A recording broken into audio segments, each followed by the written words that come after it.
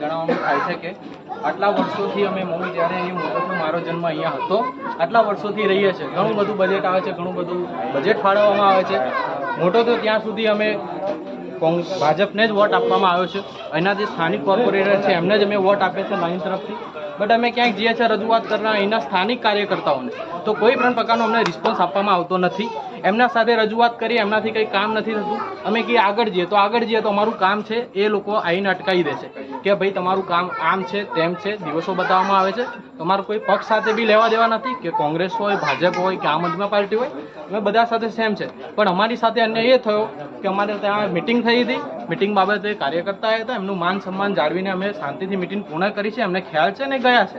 એમના ગયા પછી ત્યાંના કાર્યકર્તા બે અહીંના સ્થાનિક લોકો આવીને અમને ધમકી આપે છે કે તમે અમારી જોડે કેમ ના આવ્યા. જે સ્થાનિક કાર્યકર્તા છે આજ સુધી અમારી લાઈનમાં આટો મારવા બી નહીં આવ્યા. તમારે પૂછવું હોય તો 200 લોકો બેઠા છે, તમે એમને પૂછી શકો છો. આજ સુધી આવ્યા નથી. અમે ક્યાંય રજૂઆત કરીએ છીએ તો એ લોકો અમને દબાવવાની કોશિશ કરી રહ્યા છે. એટલે આ મુદ્દો છે. તો આ ભારતીય બંધારણ હેઠળ મત આપવાનો અમને અધિકાર છે. તો ભાજપને આ વર્ષે અમે વોટ નહીં આપીએ. આ બદલ મારી સાથે બીજા બધા